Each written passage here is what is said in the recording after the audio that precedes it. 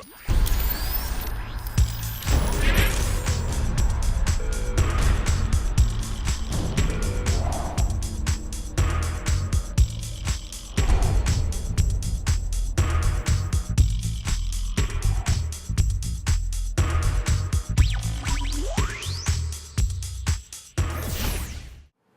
the actions palette here, you have two actions for video. We can click here on the submenu and say load our video actions, and they'll come up. Notice I've actually loaded it twice there, so I'll get rid of one. And the first one says alpha channel from visible layers. Okay, make this a little bigger here. The second one says alpha channel from visible layers inverted.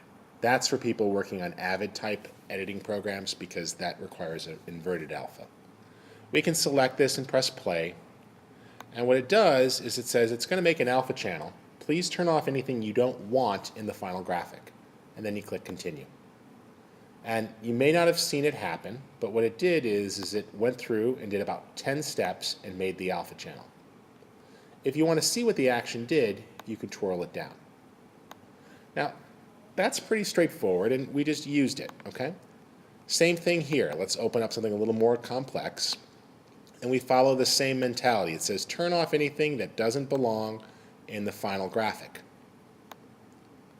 Run the action. And if I come over here to the channels palette and look, you'll see that it created a proper alpha channel with the ramp transparency, all the glows, everything recognized. So if you bring this into a video tool, and this graphic will key in real time. File, save as, and you simply save that out as a picked TIFF or Targa. I usually choose TIFF and check the box with alpha channels and layers and save it. Okay? Here's a little gotcha.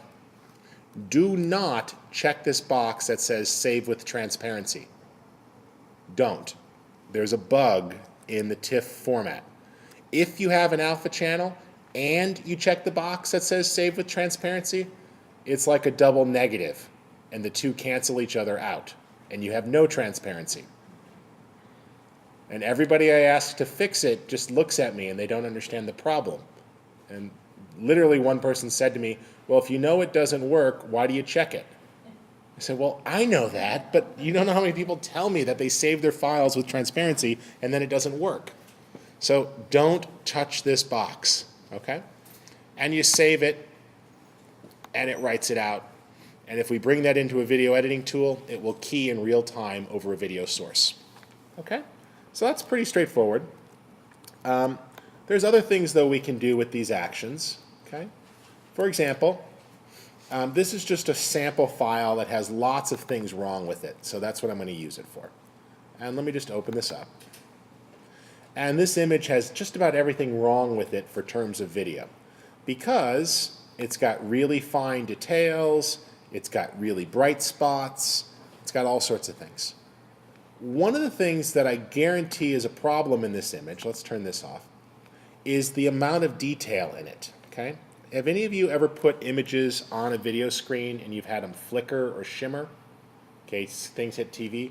What's happening there is video is usually interlaced, and that means that half of the image loads and then the other half loads. And so if you have lines or details that are thinner than 3 pixels, they literally appear and disappear, and that's what causes them to flicker when they hit a screen.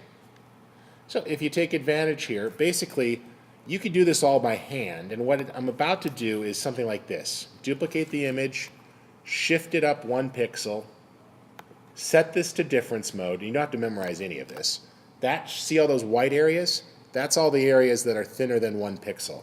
So then it selects it, it copies it, and it basically does a copy merge, and it pastes it, and it strips away the color, and it brings up this, and it loads it as a selection, and it feathers it, and that's a lot of work. Which is why you have an action called interlace flicker removal. That if you look at this action, you see it does that many things. And that's what actions do. They play back multiple steps. So, go. And what it basically just did is it created a selection on all the thin areas and applied a straight up and down blur and spread the pixels out vertically so they would cover more scan lines. It doesn't defocus the entire picture, it just takes the really thin areas and spreads the pixels a little bit so they flicker less on a television. And if you need to, you might run that 2 or 3 times. Now you're saying, how do I know how many times to run it? Plug in a FireWire device like a DEC or an analog to digital video converter or a camera into Photoshop via the FireWire port, and you could choose File Export Video Preview. And you could send out over your FireWire port a video preview to a television monitor. That's been there since CS2. Okay? So it works, and if you don't have a digital, it does go down to digital video. If you want to go above the DV codec, then you need a third-party tool called EchoFire that will work with high-end Avid broadcast cards and things like that, and it'll let you recognize more devices. Okay? If you have other problems here, for example, like really bright spots, there are a couple of actions here, and these I have to be a little bit cautious with. There's 2 types of issues with broadcast safe. There's luminance and there's saturation. Depending upon your nonlinear editor, you may need to adjust. Some editing tools want you to bring graphics in between the RGB values of 16 and 235, and they call that 601 levels. Some tools like Final Cut, Premiere, automatically adjust the other ones for you when you bring them in too hot.